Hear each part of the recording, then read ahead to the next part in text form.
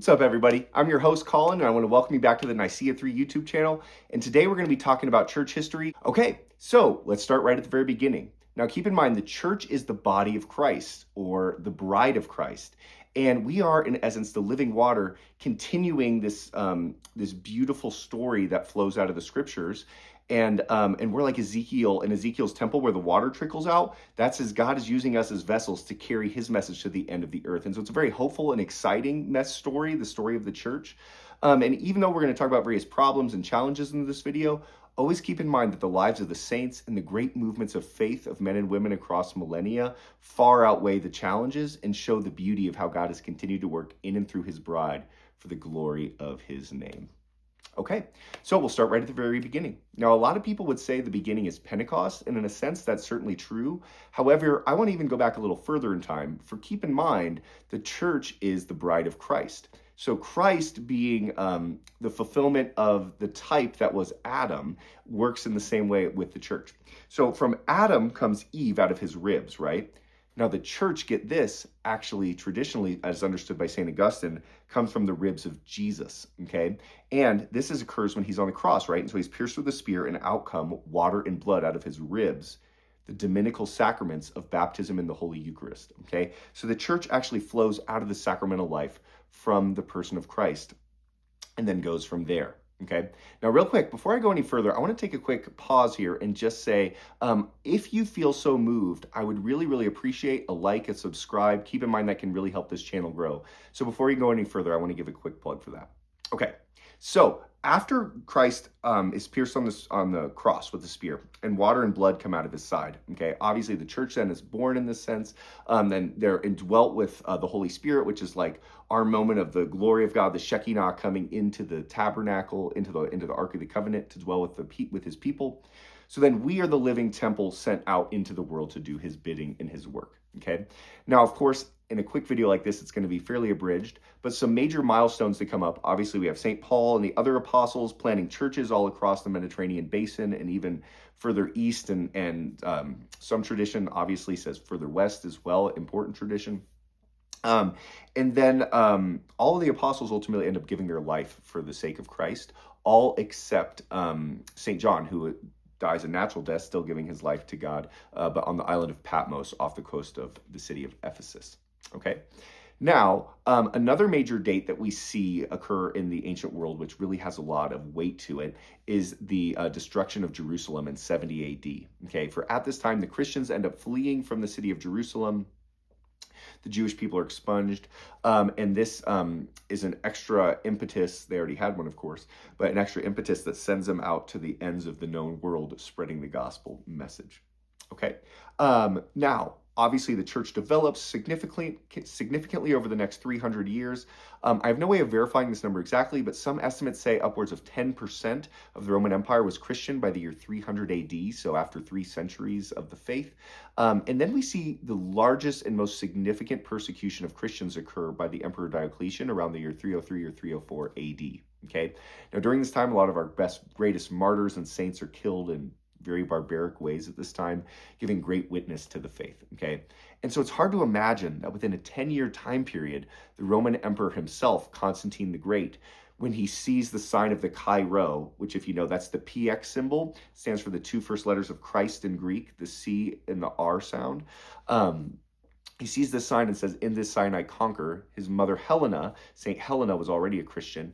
But at this point, when he wins the battle going over the Melvin Bridge, he then dedicates his life to Christ and ultimately issues the Edict of Milan, where Christians are then free to practice their faith. Now, it's hard to really substantiate the magnitude that this had in the ancient world. They went from being enormously unimaginably persecuted to being officially sanctioned by the state, okay, to the point where even the next emperor, Emperor Theodosius, makes it the official religion of the Roman Empire. And so then a lot of estimates would say by the end of the 4th century, so by the year 400, as many as probably about 90% of the Roman Empire was Christian. So this enormous change, okay? Then not long after that, we see the Roman Empire, the city of Rome, sacked by the barbarians. And so then Christianity spreads out into Western Europe, All the while, Byzantium and the Eastern Roman Empire, focused around the city of Constantinople, so named after Constantine the Great, continues to grow. And even though the church is completely united visibly at this time, you kind of see the East and the West developing in distinct ways. You see the papacy start developing, going back to Peter, but developing then in the Western Church at this time through popes like Pope St. Gregory the Great. He sends a mission to St. Augustine. He sends Augustine on a mission to England in the year 597, where he meets Celtic Christians. That's a story for another video. But then in the eastern part of the Roman Empire, you see the emperors largely working in the East. Okay. Now, another really important date, I'm going back here a little bit, the Council of Nicaea, 325 AD, and then culminating later in 381 AD, gives us the Nicene Constantinopolitan Creed, which is the creed that unites all Christians today.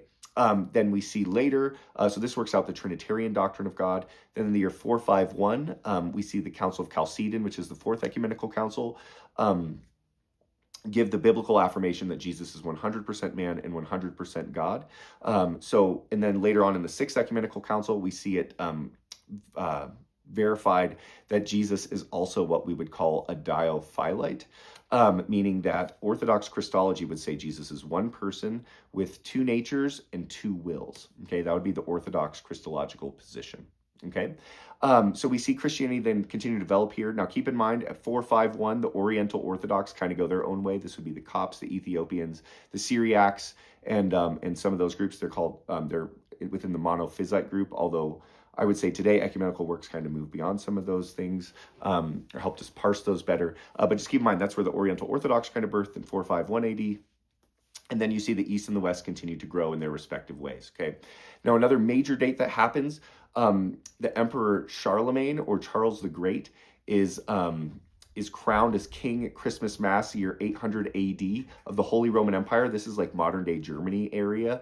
That's going to be a major time. And in this time, we start to see the great kingdoms of the West start to develop, such as like the monarchy in England. It comes a little later after the Battle of Hastings. But then you see the kingdom of the Franks, the Holy Roman Empire of Spain, and then others as well grow from there.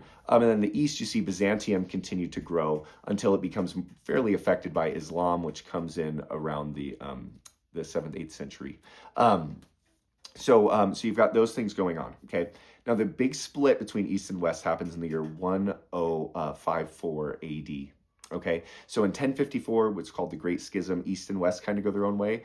Although myself being an Anglican, I would argue that ontologically we're all one regardless.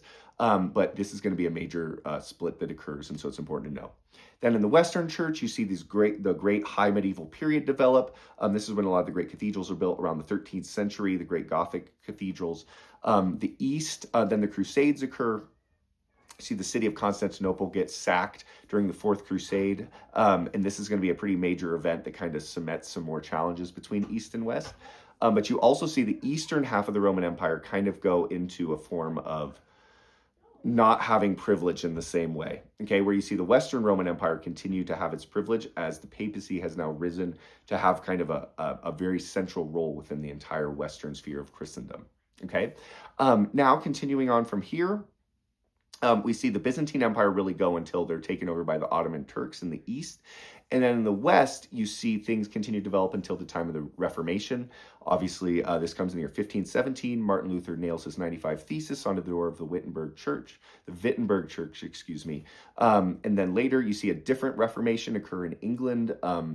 It begins with Henry VIII in a sense, although not really. That history, that's another video as well, but that actually goes further back in time into the investiture controversy if you're interested in looking at that, and things such as that. But then really it cements more with Queen Elizabeth later on in time. But you see the Western Church then have this reality of you've got the Reformation going on, you've got the Counter-Reformation, you've got the Council of Trent going on in the Roman Catholic Church, and you see major developments occurring in the Western Church where now you've kind of got various Protestant or Reformed Catholic, as we Anglicans like to say, Reformed Catholic body forming and other Protestants then forming. And then you see, again, although I myself wouldn't necessarily use the word Protestant in this sense, but we've got these various forms of Reformed Catholicism forming. And then in the East, you see them continue, but they'll continue in less of a prominent state role because of the Ottoman Empire, okay? But then it continues on from here. Then obviously you have this discovery of the New World. Things develop distinctly in the New World. You've got things like the First and Second Great Awakening. You've got the Methodist revival springing out, the evangelical revival springing out of the Church of England, which leads to the Methodists, which later leads to the Pentecostals, and so forth. Kind of non-denominational Christianity then, all kind of springing largely from the English tradition. And then you see the Roman Catholic tradition develop in other contexts, such as Ireland, France, Spain, parts of the New World in South America, certain places in North America, the places with the French influence and the Spanish influence predominantly. And then you see kind of the colonization of the African world happens by these various groups, and this is why you can trace certain countries to certain lineage. So, for example, Nigeria would be a heavily Anglican country, although there's a large Roman Catholic presence there as well. And this comes a lot through British colony, the development of the British Empire. Okay, and then obviously this leads us up to the modern world, where we see these very complex nuances and times within Christianity. But one thing I would point out, every 500 years something pretty major happens. You've got the birth of Christ, obviously, around the turn of time. Debate when the exact date Jesus was born. Is it 4 BC or is it 0? But we've got Jesus's birth, obviously, in the birth of the church then. 500 years in, you've got the Council of Chalcedon. 500 years later, you've got the East and the West kind of going their ways. 500 years later, you've got the Reformation. But now it's 500 years later from that. And obviously, we see a lot of big revolutions happening in the church.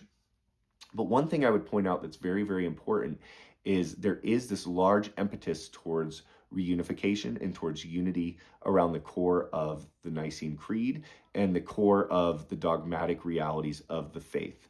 And for this, you can turn to dialogues such as the Archic Dialogue, the Anglican Roman Catholic International Dialogue, the dialogues between groups like Anglicans and Lutherans and the Eastern Orthodox and the Roman Catholics themselves. And so just there's this massive ecumenical impetus pushing us towards unity. And that's my prayer for this next 500 years, that we all may be one to the glory of God the Father.